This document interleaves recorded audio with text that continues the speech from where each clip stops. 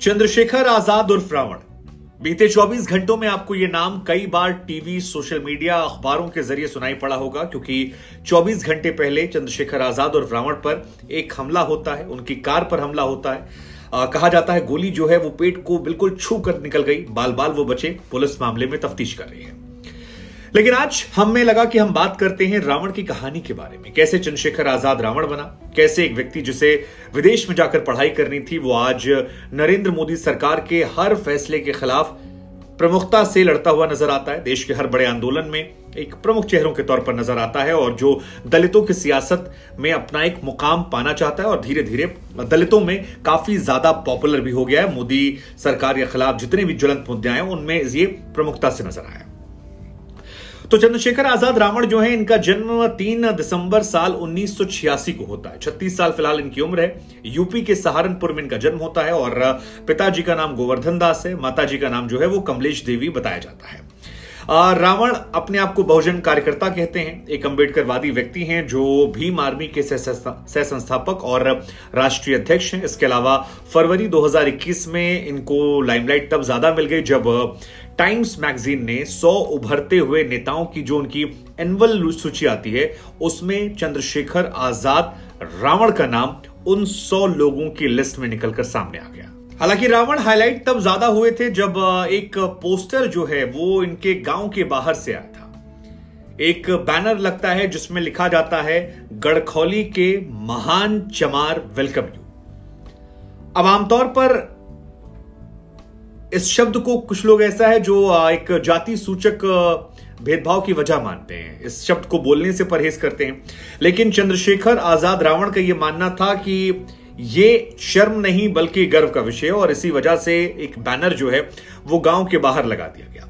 एक होर्डिंग के बाद बहुजन नेता के तौर पर वो प्रमुखता से आए। आमतौर पर जो बहुजन के नेता हैं वो केवल दलित उत्थान की बात करते हैं, लेकिन चंद्रशेखर आजाद रावण उन नेताओं में से हैं जो थोड़ा बोल्ड बातें करते हैं और दलितों के उत्थान को एक नए सिरे से रिवाइव करने में लगे हुए हैं, जहां पर दब कर नहीं बल्कि डट कर लड़ने की बात है।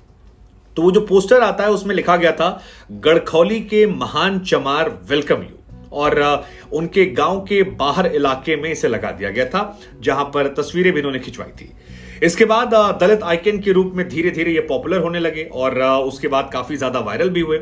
इसके बाद इन्होंने पॉलिटिक्स में एंट्री ली थी मार्च में 2020 में, जब रावण ने अपने एक ऑफिशियल पार्टी को लॉन्च किया जिसका नाम है आजाद समाज पार्टी और ये इनकी पार्टी है।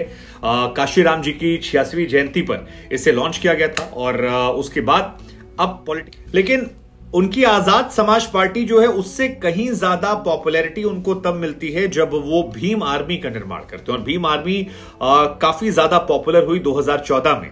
सतीश कुमार और विनय रतन सिंह के साथ मिलकर उन्होंने भीम आर्मी 2014 में संस्थापना की। ये एक ऐसा संगठन है जो भारत में शिक्षा के माध्यम से दलितों की मुक्ति के लिए काम करने का दावा करता है। ये कहा जाता है कि पश्चिमी उत्तर प्रदेश में तमाम दलितों के लिए मुख्य रूप से ये फ्री में शिक्षा भी देते हैं और इनका यह मानना है कि शिक्षा के जरिए ही दलितों का उत्थान जो है वो हो सकता है। समय समय पर मायावती पर सवाल भी खड़े करते हैं। तो इनका मानना था कि मायावती कई बार अपनी चीजों को लेकर समझौता कर लेती हैं, इसलिए दलितों के उत्थान के लिए भी एक नया नेता चाहिए और उसी वजह से भीम आर्मी की स्थापना होती है। 2019 में इन्होंने प्रधानमंत्री नरेंद्र मोदी के खिलाफ चुनाव लड़ने का भी ऐलान किया था, लेकिन बाद में सपा बसपा गठबंधन को समर्थन देने और वोटों के बंटवारे को रोकने के लिए नाम वापस लिया। हालांकि अखिलेश यादव के साथ ये बीते विधानसभा चुनाव में जाना चाहते थे, इनकी बड़ी इच्छा थी, मुलाकात भी हुई, लेकिन कहते हैं कि इन्होंने सीटें ज्यादा मांगी। अखिलेश यादव इन्हें अधिकतम 2 सीट देने को तैयार थे और उस सीट से इन्हें लगा कि शायद इनका अपमान है और इस अपमान की वजह से अखिलेश और इन्होंने दूरियां बना ली। हालांकि जब इन्हें गोली छूकर गई उसके बाद अखिलेश यादव ने भी इनके लिए ट्वीट किया और इनकी जो पार्टी है उसमें संस्थापक जो हैं सरवन कौर जी जो वो थे उनके। अब रावण जो है वो कई विषयों पर हाईलाइट रहे। मसलन आप याद कीजिए सहारनपुर में जो हिंसा हुई थी, उस हिंसा में इनका नाम काफी ज्यादा आया था। सहारनपुर हिंसा में चंद्रशेखर आजाद उर्फ रावण को गिरफ्तार किया गया था, बल्कि गिरफ्तार ही नहीं, इन पर राष्ट्रीय सुरक्षा अधिनियम एनएसए के तहत इन पर कार्रवाई की गई थी। हालांकि बाद में कुछ महीने जब ये जेल रहे उसके बाद इन्हें इलाहाबाद हाईकोर्ट ने ये कहते हुए जमानत दी कि जो इनकी गिरफ्तारी थी वो दरअसल पॉलिटिक्स से प्रेरित थी और राज्य सरकार उन्हें जानबूझकर जेल में रखी। एनएसए कई बार आरोप लगते हैं कि एनएसए का दुरुपयोग होता है। चाहे बिहार में कई लोग हैं वो मनीष कश्यप को लेकर कहते हैं, यहां पर इनको लेकर था, तो कई राज्य सरकारों पर आरोप लगता है कि वो एनएसए का दुरुपयोग करते हैं। इसके अलावा सीएए के खिलाफ जब प्रदर्शन चल रहा था तो चंद्रशेखर ने वहां पर विरोध मार्च की परमिशन मांगी थी, हालांकि वो परमिशन नहीं मिली। जामा मस्जिद से लेकर जंतर मंतर तक चंद्रशेखर चाहते थे कि जाकर विरोध जताएं, लेकिन पुलिस ने वहां भी उन्हें गिरफ्तार किया और उसके बाद कई दिनों तक चंद्रशेखर आजाद और रावण को वहां गिरफ्तार करके रखा। इसके अलावा 2 बार सीएए विरोधी प्रदर्शन में भी चंद्रशेखर रावण जो है वो गिरफ्तार हुए हैं।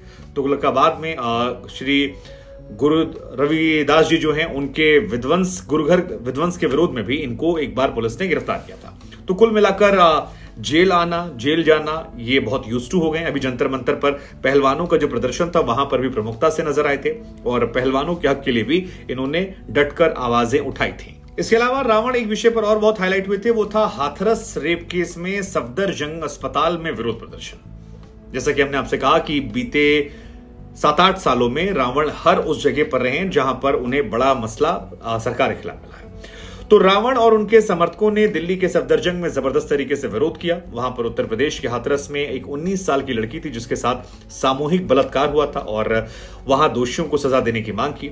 हाशिए के वाल्मीकि समुदाय की दलित लड़की थी जिसने दम तोड़ा था और महिला को देखने गया था, तब वो जीवित थी। बाद में एम्स में भर्ती करने के बाद आई, कई जगह पर उसे भर्ती किया गया, लेकिन बाद में सफदरजंग में वो महिला जो है अपना दम तोड़ देती है और वहां पर रावण ने प्रमुखता से इस मामले को उठाया था।